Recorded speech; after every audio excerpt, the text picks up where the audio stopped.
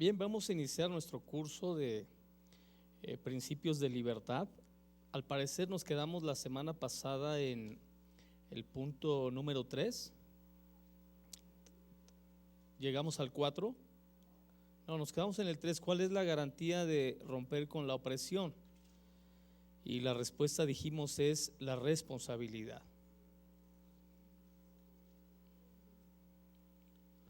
Y en ese punto hablamos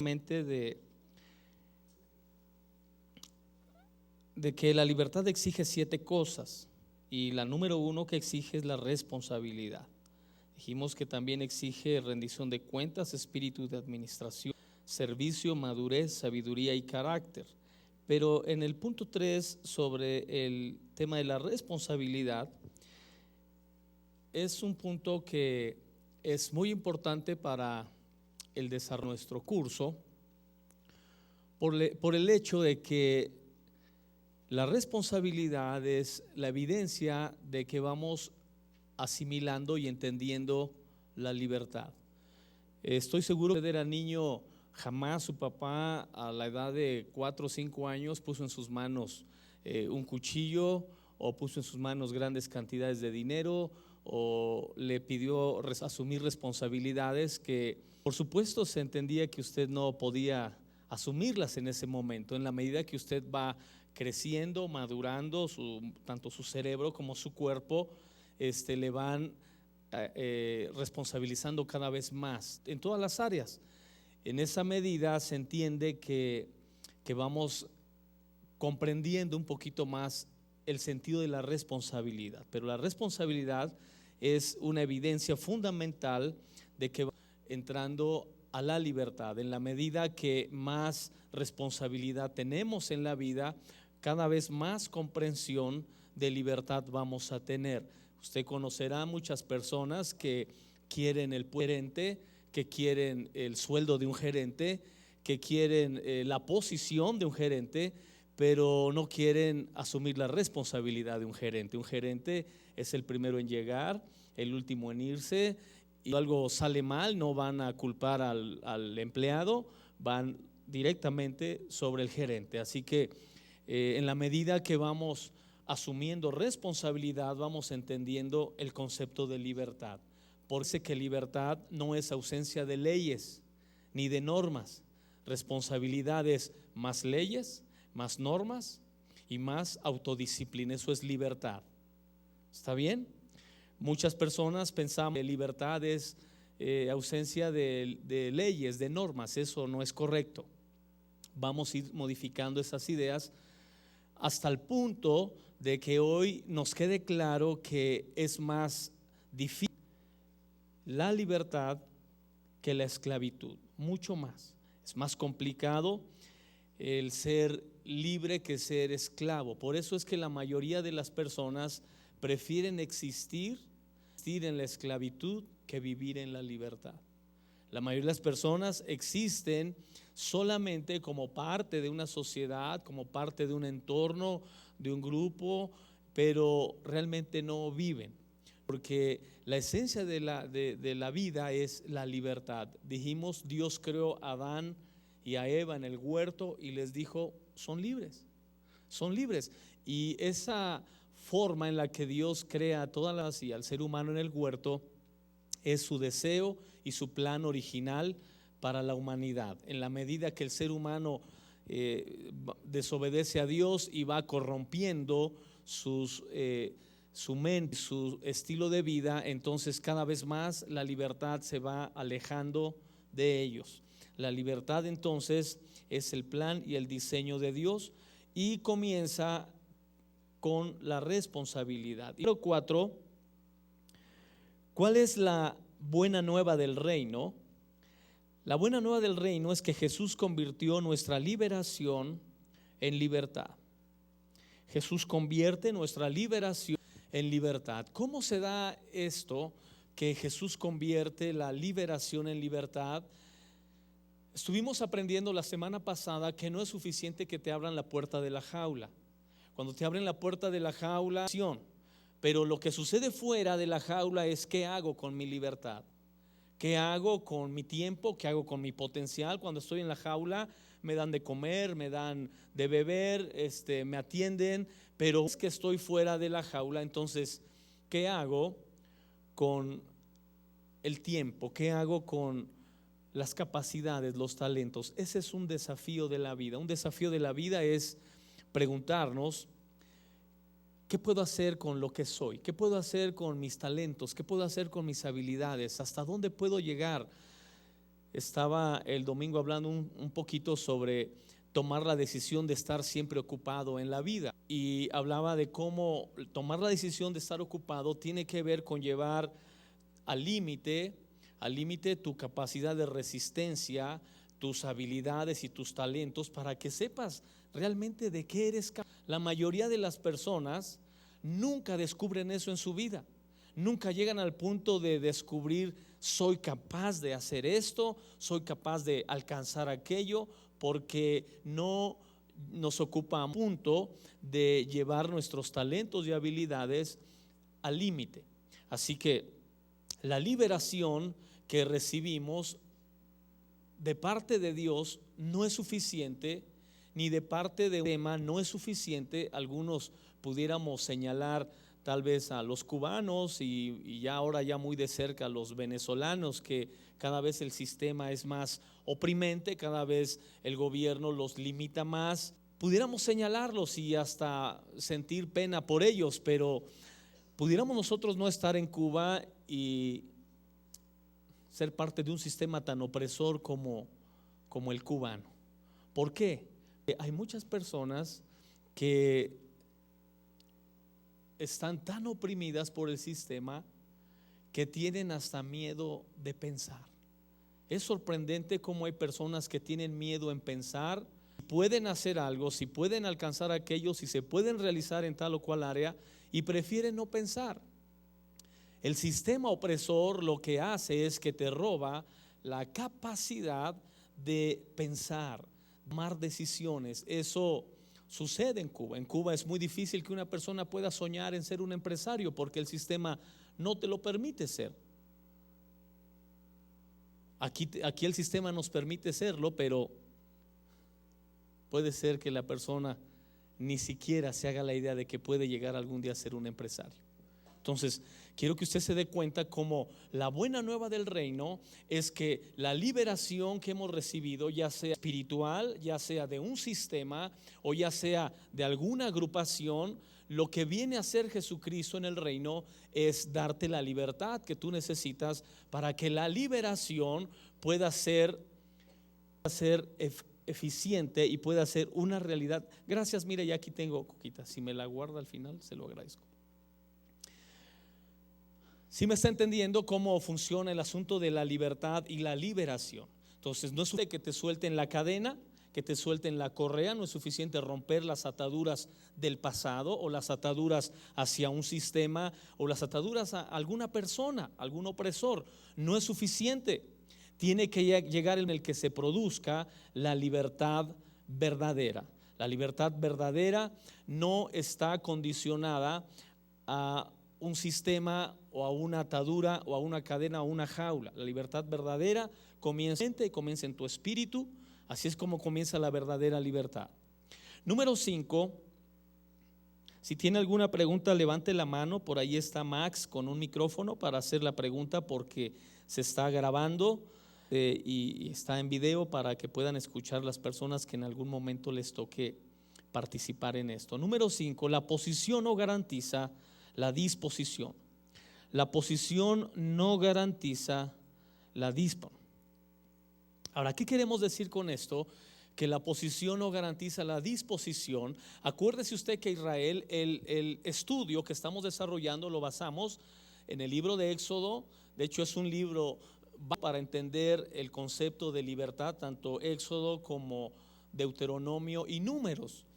Pero quiero que usted recuerde bien que Israel está esclavizado a un sistema opresor. Egipto, su amo controla su tiempo, controla lo que piensa el pueblo, controla lo que come, controla lo que viste.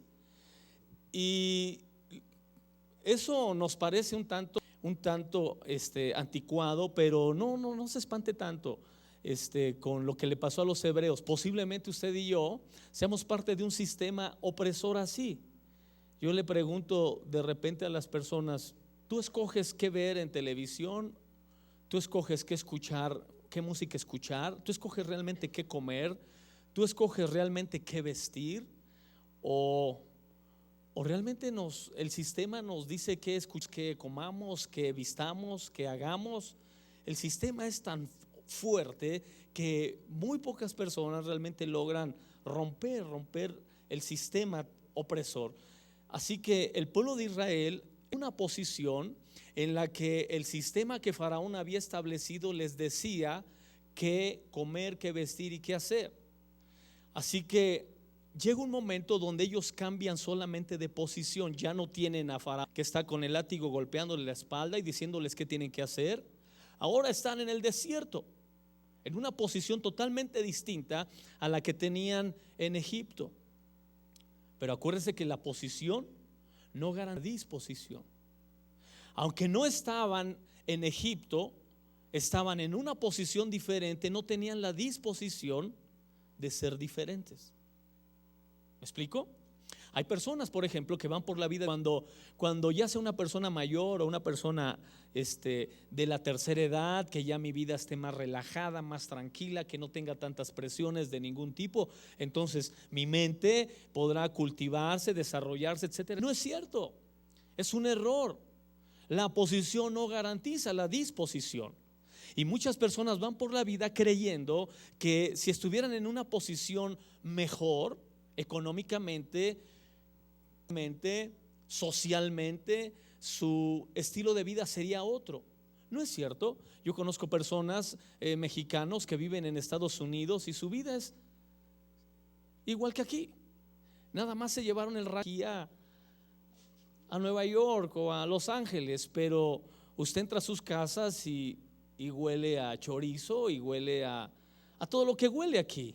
Los escucha hablar y es exactamente lo mismo. Porque la posición no garantiza la disposición. El pueblo de Israel pensaba como usted y yo ingenuamente: si yo estuviera en otra posición, entonces yo sería diferente, yo tendría una disposición mejor. Mi disposición aquí en México no me ayuda mucho porque el sistema es corrupto, el sistema es oprimente, y entonces quiero ser yo diferente y de repente me encuentro haciendo lo mismo que el resto. La mayoría de las personas piensa así, pero dile al que está a tu lado: tú puedes marcar la diferencia.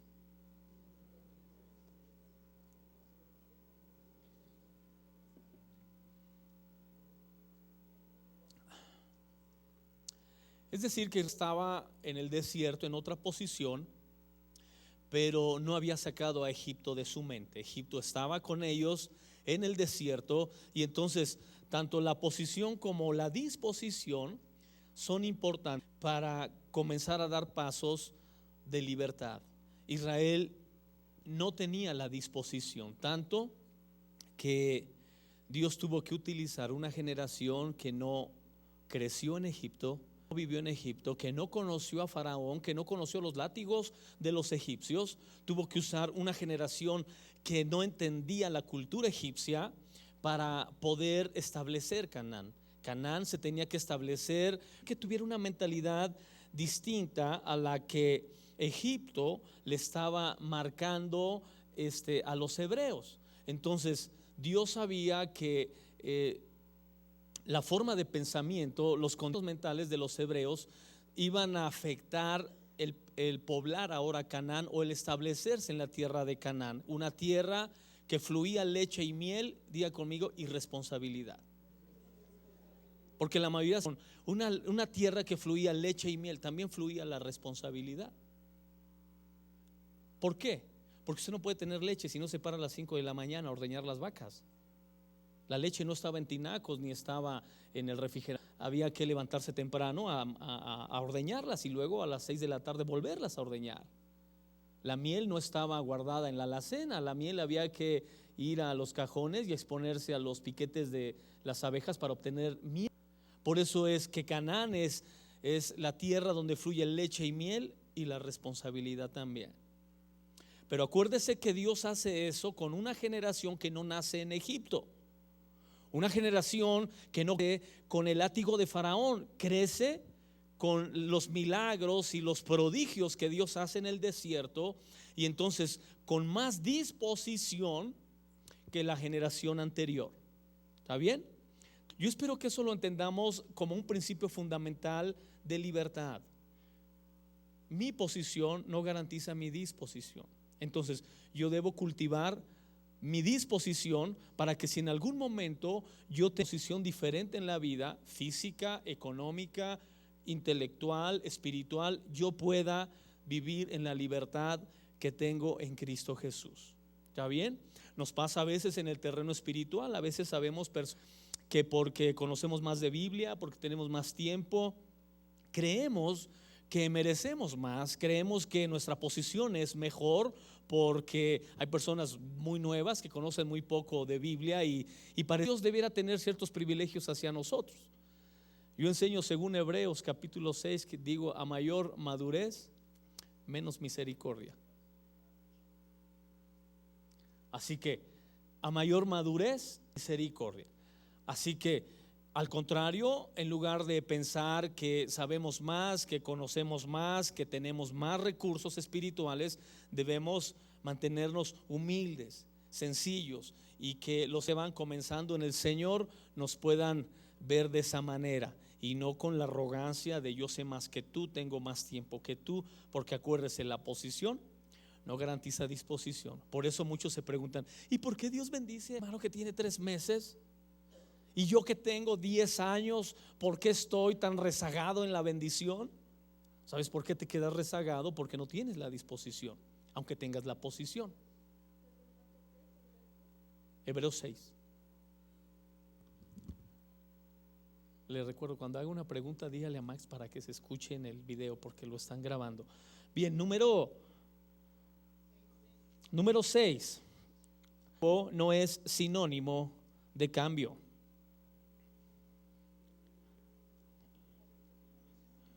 Nuevo no es sinónimo de cambio.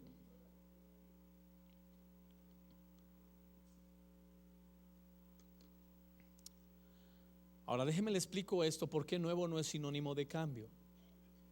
Una de las cosas que enseñó Jesús y que fue el tema central de su mensaje es anunciar el reino de Dios, el nuevo reino. Yo le pregunto muchas veces a la gente esto porque si era el tema central de Jesús es porque era fundamental lo que él quería hacer tanto en la iglesia como en la historia del ser humano. Yo le pregunto a usted, ¿por qué Jesús no vino en el capítulo 4 de Génesis o en el capítulo 5? En el caso es la caída. ¿Por qué no vino en el capítulo 4 y se resuelve el punto de la caída o la desobediencia del hombre? ¿Por qué lo dejan correr tanto a grado tal que llegamos unos 4000 años después de la caída, o por lo menos de la era diluviana de Noé? 4000 años llegamos al tiempo de Jesús, y entonces ahí él aparece como el Mesías y nos empieza a anunciar un reino. ¿Por qué? Porque si pareciera que hubiera sido más fácil solucionar el conflicto de desobediencia, pecado en el capítulo 5, 4 de Génesis, pues esto se nos miles de años después. Le voy a explicar por qué. Porque el pueblo de Israel y la gente no tendría una comprensión y una mentalidad de reino para conocerlo. Usted sabe que el reino más importante que ha existido en la humanidad, en la historia del mundo, es el Imperio Romano. No hay un imperio que haya durado tantos años dominando, por lo menos lo que se como mundo en aquel entonces, como el Imperio Romano. Se cree que duró entre unos 700, 800 años teniendo dominio mundial.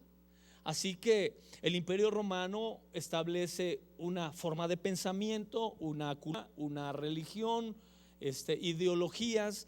Así que Jesús tenía que venir en el momento de la historia en el que el ser humano comprendiera mejor la idea y el concepto de reino. Entonces, Cuando Él empieza a hablar del reino de los cielos se ha acercado, un nuevo reino se ha acercado, ellos tenían la mentalidad de reino y entonces ahora saben cómo funciona el reino, cómo interactuar en un contexto de reino. ¿Por qué? Porque conocían el imperio romano, el reino de los romanos. El mundo en general del tiempo de Jesús entendía y comprendía cómo funcionaba un reino. Así Jesús viene en un momento crucial de la historia que tiene que ver con una nueva mentalidad de reino. Ahora dijimos que nuevo no es que el mayor conflicto que tiene Dios con usted y conmigo, escuchó bien, dije Dios, el mayor conflicto que tiene Dios con usted y conmigo es introducirnos a un reino nuevo con una mentalidad vieja y corrupta. Ese es el mayor conflicto. Porque tú entras a un reino nuevo, al reino de Dios, sales de el reino de las tinieblas al reino nuevo de Dios, pero la mente sigue viciada, dice el libro de Efesios, sigue viciada con el sistema opresor del que venimos. Por eso cuando Efesios sobre la mente hinchada, yo explico esto porque es importante. Una cosa es crecimiento y otra cosa es hinchamiento. El hinchamiento es un crecimiento que tienen las personas, a veces en un brazo, a veces en los pies, a veces en todo el cuerpo, dependiendo de dónde se dé esto, pero es un crecimiento anormal.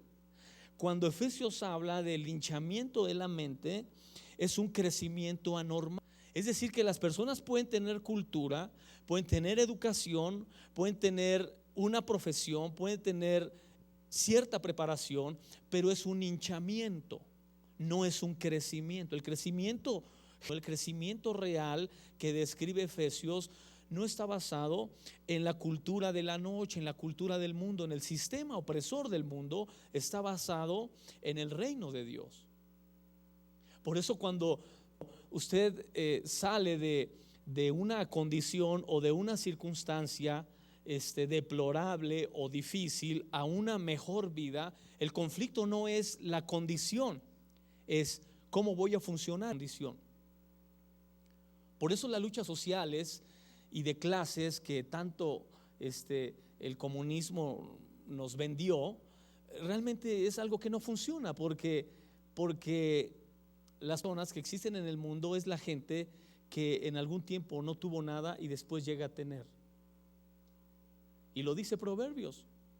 Proverbios dice que hay de la nación cuando el esclavo ya. Hay del pueblo cuando el esclavo reine. La mayoría de las personas piensa, pues como salió del pueblo va a ser buena gente, es la peor. Uy, qué serio se pone. Porque no es la condición, es la disposición. Porque nuevo no es garantía de cambio. Entonces tú llegas a un reino nuevo, llegas a una posición nueva, pero con una mente vieja. Y entonces realmente nos convertimos en malos testimonios y malos ejemplos en el reino de Dios. Ahora no se espante, Dios lo entiende a usted y me entiende a mí, que estamos en el proceso de entender cómo se vive y se funciona en el nuevo reino de Dios. Lo estamos aprendiendo, pero lo que quiero que usted entienda es cómo contribuye para que podamos no solamente disfrutar lo nuevo, sino que también sea un generador de cambio. ¿Por qué? Porque acuérdese que si la mente no cambia, si la mente no cambia, nada cambia. No importa que le corten la cadena, no importa que le abran la puerta de la cárcel o de la jaula, usted seguirá siendo el mismo. El mismo Israel que estaba en Egipto era el mismo en el desierto. Rebeldes, dice la Biblia, contumaces, y hace una descripción tremenda del pueblo de Israel, que tú dices, pues ¿qué había con lo que eran en Egipto? Ninguna. Porque nuevo no es sinónimo de cambio. Si usted piensa que cuando tenga su casa nueva las cosas van a ser diferentes, cuando deje de oler a nuevo la casa, cuando el coche pierda su olor a nuevo, cuando la ropa comienza a perder su olor a nuevo, se va a dar cuenta que todo es exactamente igual. Que los que tenemos que cambiar somos nosotros. Ahora, si cambia y es nuevo, wow, es un placer, ¿verdad? Es una bendición el poder tener todo esto. Número 7.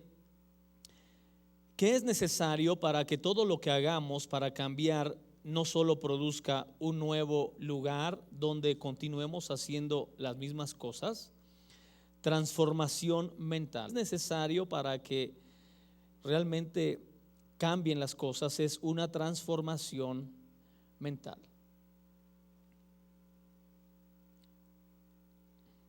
Si no es solamente tener un nuevo lugar donde hay las mismas cosas o una nueva experiencia, es realmente tener una transformación mental.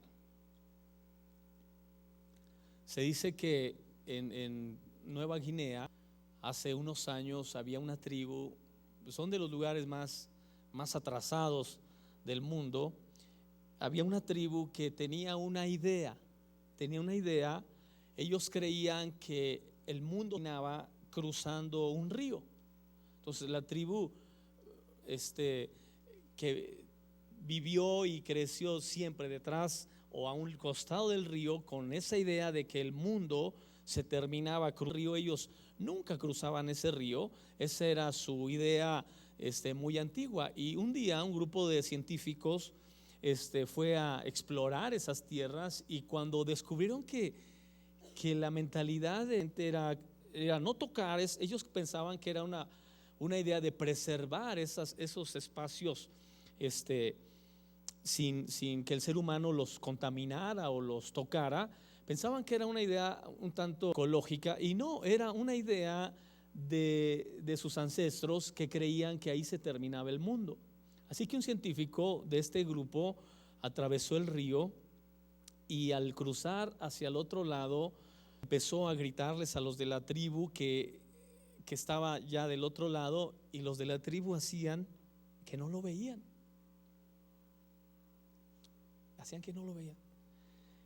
Y decían de este grupo de científicos: es tan impresionante el condicionamiento mental que distorsiona tu realidad de las cosas, porque para ellos el mundo se había terminado. Entonces ellos ni lo veían ni lo oían, y el hombre a otro lado realmente hablando y saludando y gritándoles, pero para su realidad de ellos él ya no existía. O sea, yo quiero que usted vea cómo el condicionamiento mental es tan poderoso que distorsiona tu realidad de las cosas. Por eso no me canso de decirle que usted nunca verá la vida como es, usted la ve como es usted. Usted no ve a las personas como son, las ve como es usted. Yo sé que no nos gusta eso, pero es real. Muchas de las cosas que no te gustan de la vida y de las personas no es que no sean buenas, no sean agradables, no es que no sean necesarias, es que tú tienes una intención de la realidad equivocada. Y la realidad, fíjese qué importante es esto. Jesús dijo que conoceríamos la verdad y la verdad nos haría libres. ¿Está de acuerdo que eso dijo Jesús? La realidad no es más que el resultado de lo que nosotros aceptamos como verdades. Lo que tú aceptas como verdad en la vida es lo que establece tu realidad. Las cosas que tú no aceptas como verdad, mire, déjeme le explico, el proceso es muy sencillo. El proceso digestivo de la mente funciona así: acepta una idea, la procesa. Ese proceso puede ser inmediato, puede tardarse años, en el que la persona está digiriendo una idea, un concepto, hasta que lo acepta como verdad, y entonces lo acepta como su realidad. Por ejemplo, los que crecimos en hogares disfuncionales. Tú creces en un hogar disfuncional y piensas que no está bien algo ahí. ¿Por qué? Porque a lo mejor no tienes la imagen paternal o maternal. Dicho sea de paso, le comento que, por ejemplo, en Estados Unidos, un sociólogo en una investigación descubrió que el índice homosexualismo y lesbianismo en algunas regiones de Norteamérica había crecido tanto porque los roles de papá y mamá no estaban definidos. El papá cocinaba tanto en casa como mamá. Entonces llegó un momento donde el niño no diferenciaba quién era papá y quién era mamá. Entonces los roles estaban tan fusionados que realmente él no percibía la imagen masculina ni femenina.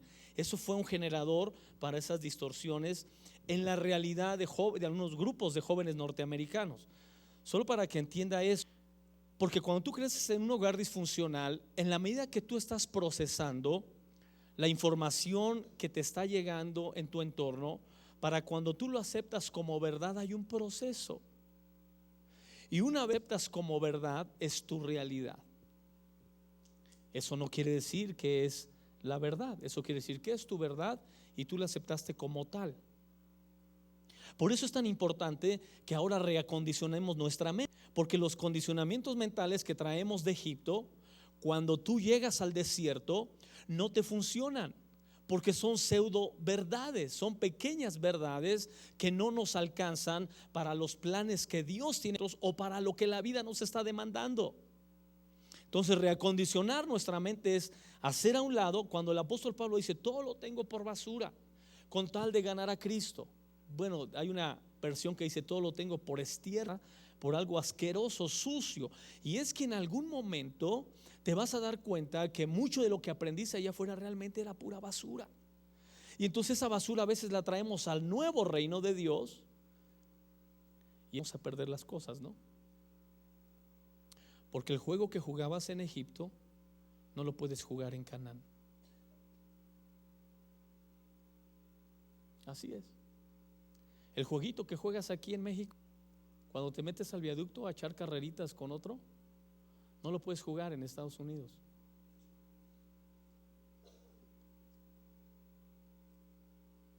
Espero que ya no haya gente que haga eso aquí, ¿verdad? Pero el juego que jugabas en otra etapa de tu vida no lo puedes jugar en Canaán. ¿Por qué? Acuérdate que lo nuevo no es sinónimo de cambio. Y lo que realmente tenemos que entender es que la libertad exige responsabilidad. El momento que tú estás responsablemente que necesitas cambiar tu mente, que necesitas reacondicionar tu mente porque tiene todos los paradigmas, ideas, filosofías y formas de pensamiento que no te sirven para llegar a donde Dios quiere que llegues. Te sirven tal vez para funcionar en Egipto, para trabajar, para desempeñar alguna labor, pero usted es mucho más que eso. Nuestra vida va más allá que con un trabajo, con una labor. ¿Está de acuerdo conmigo? Entonces, dile al que está a tu lado, necesitas cambiar, no solamente ser nuevo. Ahora, número 8, número 8.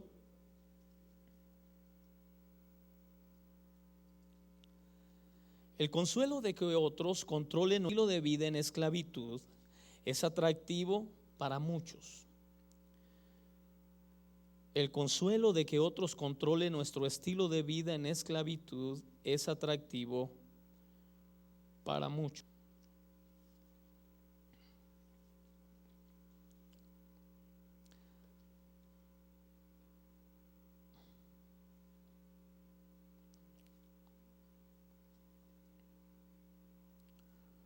Ahora, ¿por qué es importante esto? Ahora, entender la esclavitud es la antítesis, ¿verdad? De la verdadera libertad. Y a veces tenemos que estudiar un poquito esto para dimensionar a Dios nos quiere llevar y qué quiere hacer con nosotros, cuál era el diseño original de Dios para el ser humano. Y la esclavitud tiene fundamentalmente tres cosas. La esclavitud no es más que el poder o la influencia de otro sobre nosotros.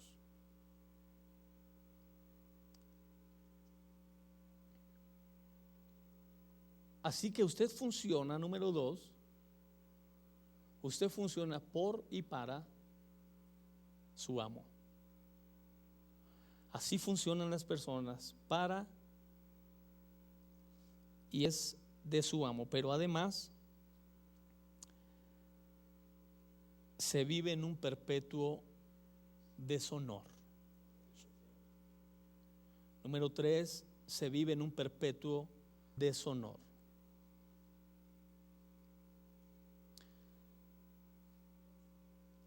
La persona que es esclava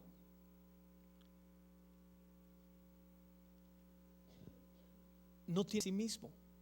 Su vida depende de su amo. Hay un libro que yo recomiendo siempre, y mayormente los que somos mexicanos. ¿Hay alguien aquí que no sea mexicano?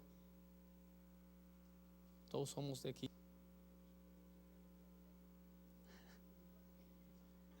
Les recomiendo que lean el libro El México Bárbaro de John Kenneth Turner. El México Bárbaro de John Kenneth Turner no es más que una tesis.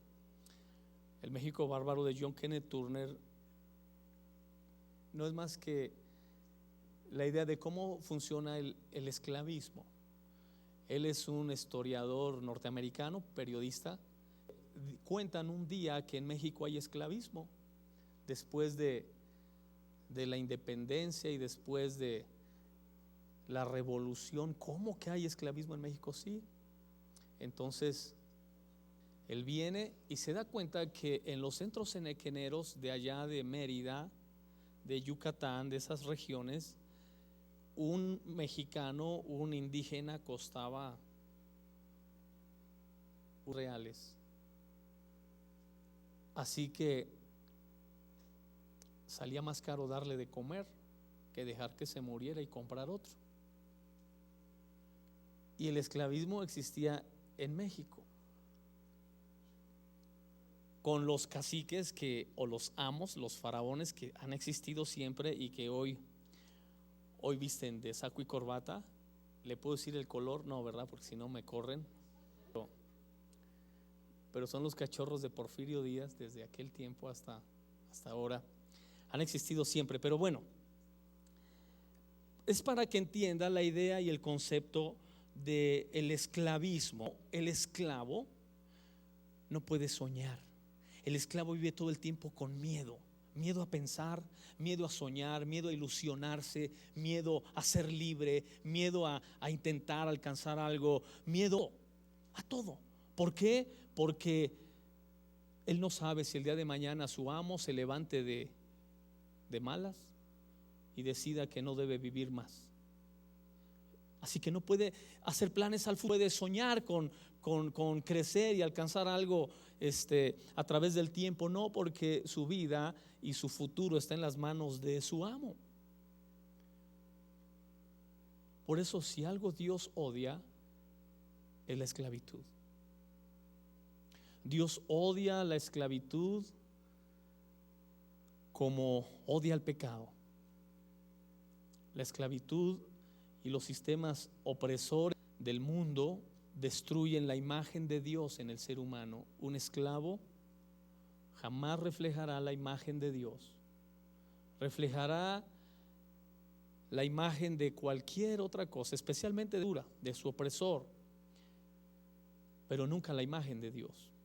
La imagen de Dios se distorsiona en una persona que no es libre. Usted ve a las personas que no son libres para vivir, que no son libres para soñar, que no son libres para alcanzar cosas en la vida, que no son libres para poder disfrutar lo que Dios les ha dado. La imagen de Dios está distorsionada en ellos. Así que yo le he enseñado a usted que usted no puede ir más lejos que lo que su atadura le permita ir, aunque quiera, aunque lo intente, aunque luche, se esfuerce y crea que usted va a llegar no sé a dónde. No podrás ir si tu atadura no te permite ir. ¿Alguna pregunta hasta aquí? Si tiene alguna pregunta, levante la mano para que Max, si la tiene, si no, no se preocupe.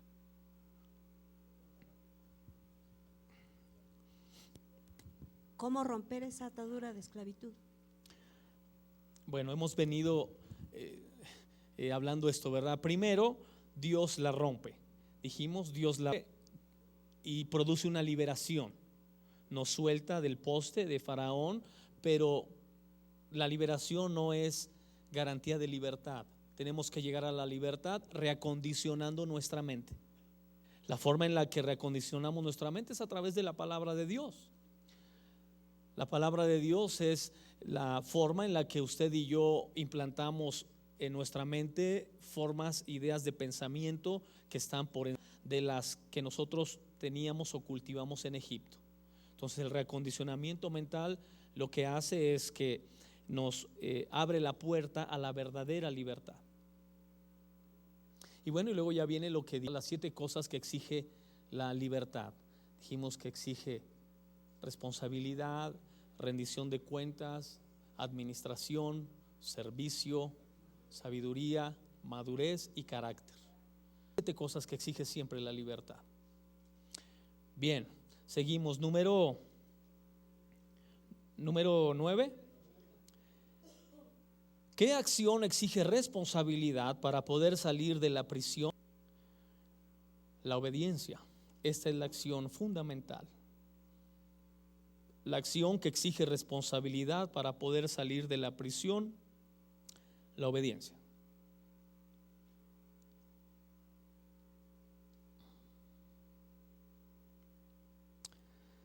Se necesitaba una mente libre y obediente para poder vencer los 31 reyes que Josué venció para poseer Canaán. Se necesitaba una mente libre y obediente para poder enfrentar a Jericó. Al rey más poderoso que ellos enfrentaron fue el primer rey que enfrentaron en el libro de Josué, me parece que es capítulo 6 y 7, cuando es la toma de Jericó. Si no había una mente libre y obediente, ellos no iban a poder disfrutar Canaán. Si las indicaciones que Dios le dio a Josué y al pueblo que estaba con él para entrar a Canaán se las hubiera dado al pueblo que salió de Egipto, ellos no hubieran acatado las indicaciones que se les dieron. Las indicaciones de rodear Jericó en las condiciones que se les pidió era solamente a través de una mente libre y obediente. Si a usted hoy Dios le dijera: quiero que no duermas toda la noche porque voy a manifestarme a ti, voy en la noche, ¿se quedaría toda la noche? Yo tengo mis reservas. Estoy seguro que a medianoche, Señor, se me hace que fue que comí de más o cené de más y tuve una visión media atravesada. Ya estoy muy cansado, mañana tengo que ir a trabajar. Bueno, son indicaciones muy simples, solo para que usted se pueda imaginar cuando Dios le dijo a Josué: quiero que le des 7 vueltas a Jericó. Ay, Dios, con una basta, o sea, ¿de dónde sacas que 7? Y luego, es más, ni siquiera necesito dar una vuelta. Con 7 quiero destruir a Jericó. Quiero que usted vea cómo una mente libre y obediente recibe indicaciones y las acata. Se da cuenta cómo la obediencia es una evidencia de la forma en la que usted y yo vamos asumiendo responsabilidad en la vida, especialmente en las cosas que nos ha llamado a hacer y que nos ha pedido que hagamos de tal forma, con tal claridad, con tal exactitud. Por ejemplo, a Moisés, Dios a Moisés le pidió que le construyera un altar. Le pidió que le construyera 5 altares, pero el primer altar que le pidió que le construyera fue un altar de tierra. Si a usted le pidiera a Dios que hiciera un altar, ¿cómo lo haría? No me cuente, pero me lo imagino cómo. Luego de hacer un altar de tierra, le pidió uno de piedra, y luego del de piedra pidió uno de madera, y luego de madera le pidió uno de bronce. hasta llegar a un altar de oro. Ahora, ¿usted cree que Moisés le iba a poder hacer un altar de oro si primero no empezaba con el de tierra? Vean la obediencia a las indicaciones. Hazme un altar de tierra. ¿Cómo la quiere? Roja, blanca, de negra, amarilla, tepetate, de tierra, de plantas. ¿Cómo la quiere? Hazme de tierra, punto. Sé obediente. Y vas y lo haces. Un altar de piedra, vas y lo haces. Ya me imagino a los mexicanos que nos pidieran hacer una piedra. Dicen los norteamericanos, ¿saben cuántas personas se necesitan en México para cambiar un foco? ¿Cuántas personas se necesitan en México para cambiar un foco? 2. ¿Quién da más o menos? 2. ¿Cuántos? Necesitan 3 personas. El que agarra la escalera, la silla, el que se sube y el que pasa el foco.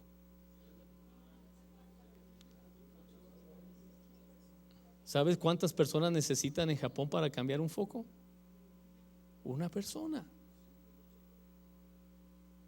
Yo no sé si tenemos una empresa de clase mundial o de clase interranchonal, pero ojalá que las cosas estén cambiando.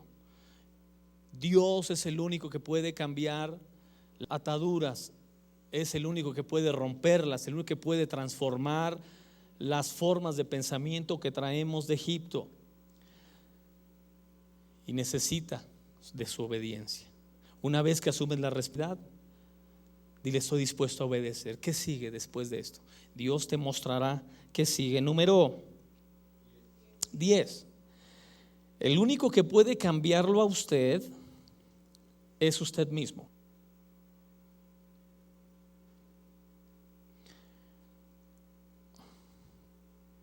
Dijo Abraham Lincoln, dijo: nunca hagas por alguien lo que tiene él mismo. Porque nosotros somos especialistas hasta en quererle ayudar a Dios. ¿Conoce gente que le quiere ayudar a Dios a convertir a alguien? Dice la Escritura que el que los redarguye de pecado y de juicio y los convierte es el Espíritu Santo. Pero yo conozco personas de toda la vida que le quieren ayudar a Dios a convertir a las personas, a transformarlas. Y lo único es echarlas a perder. Realmente el único que puede hacer algo por usted es usted mismo. Y yo le digo a la gente, por eso yo soy, porque yo sé que nadie va a hacer nada por mí que yo no deba hacer por mí mismo. He dejado de ir por la vida pensando en que alguien me quiera, en que alguien me acepte, en que alguien me valore, en que alguien me haga sentir rico, bonito, en que alguien me dé mi lugar, en que alguien me dé la posición que merezco, el respeto. ¿Sabe qué? Nadie va a hacer nada por usted si no lo hace por usted mismo. Ay, gracias por ese amén, pero todos tenían que haber dicho amén. ¿Conoce usted personas que existen solamente cuando el esposo o la esposa les dice mi amor, te quiero? No le dice mi amor o te quiero, no se siente amado o querido, aceptado. ¿Sabe por qué? Porque ni siquiera se ama él mismo. Ese es un síndrome, esa es una enfermedad que se llama pruébame que me amas. Es real, es una enfermedad psicológica. El pruébame que me amas es espantoso, es terrible, es destructivo. Sin embargo, muchas personas toda su vida la pasan ahí. Tienes que probarme que me amas. Si no me pruebas que me amas, entonces me siento así.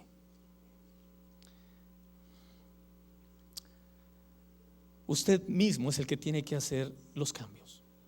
No espere que el maná siga cayendo en Canaán. No espere que el maná que Dios mandaba del cielo y que solamente salíamos a recoger para comer, que el agua que bebíamos a través de la roca, que de la peña de Oreb, que en medio del desierto nos dio de beber, nos la llevemos a Canaán. No. Ahora tienes que hacerlo tú.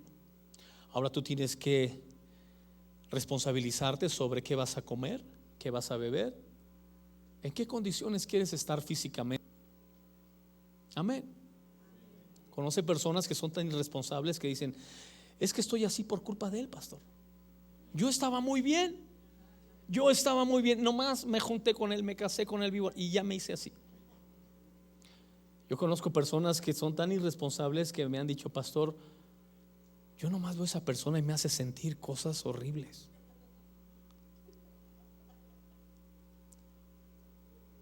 Usted no puede sentir nada que usted no quiera sentir. Le recomiendo un libro que se llama Usted se enoja porque quiere.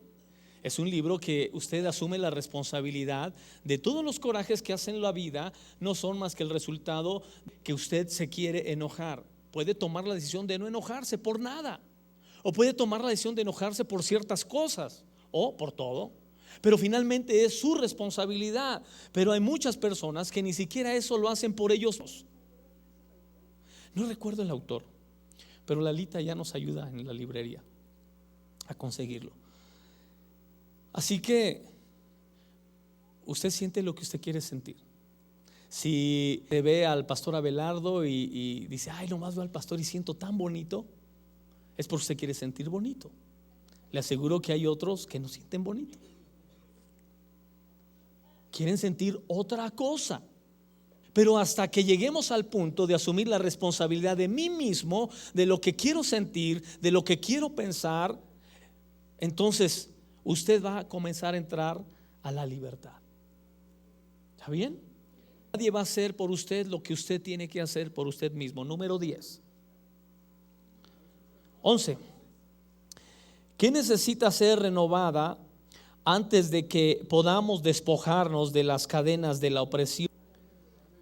Así es. Así que tenemos cuerpos liberados, tenemos espíritus liberados, pero mentes oprimidas. Por eso no importa el sistema que usemos, no importa el programa al que nos acerquemos para tratar de superar una atadura o una esclavitud, una opresión, no importa. Puedes liberar el cuerpo tal vez del alcohol o de las drogas, puedes liberar tal vez el espíritu de una cultura destructiva, oprimente espiritual a la que pertenecemos. Puede ser, pero con una mente oprimida no alcanza la libertad. Cuando la libertad solamente alcanza para el cuerpo, entonces no es suficiente. Cuando la mente sigue oprimida, yo le digo a algunos grupos de autoayuda o de alcohólicos anónimos, les digo, a veces me invitan a compartir y les digo: ahora que son AA son peores que cuando eran borrachos. Y me ven los ojos pelones. Todos piensan que uno los va a elogiar, que les va a decir: qué bueno que dejaste de tomar. ¿Usted cree que eso le impresiona a Dios? ¿Por qué a Dios no le impresiona una persona que deja de tomar o de drogarse? Sencillamente porque Dios no lo creó así. Sencillamente porque no es tu naturaleza esa. Sencillamente por eso. Entonces, cuando les digo a los amigos alcohólicos anónimos que realmente estaban mejor siendo borrachos, les digo: yo fui hijo de un alcohólico y yo crecí en un hogar donde hubo alcoholismo de todos los días. Conozco el sufrimiento del alcoholismo, sé lo que es salir a la calle y ver a tus amigos burlarse de ti porque vieron a tu papá haciendo el show en la fiesta anterior, riéndose de ti, burlándose, haciendo bullying, hijo del alcohólico, del apodo que le pongan. Conozco todo el ambiente de un hogar de alcoholismo. Y les digo: mejor cuando era alcohólico que cuando era AA. ¿Sabes por qué? Porque cuando era alcohólico era bien buena onda. Yo no sé, le salía la generosidad por todos lados. Y a ver, mi hijo, vaya esto y tráigase aquello, y todos: ay, sí, papá, y lo queríamos muchísimo, ¿verdad? Y cuando se hizo AA, serio, enojado siempre, nada generoso, nunca en la casa, cosas espantosas. Y yo le decía, oye papá, ¿estás bien? Sí, estoy bien, mejor que nunca. Solo hasta que llegó Dios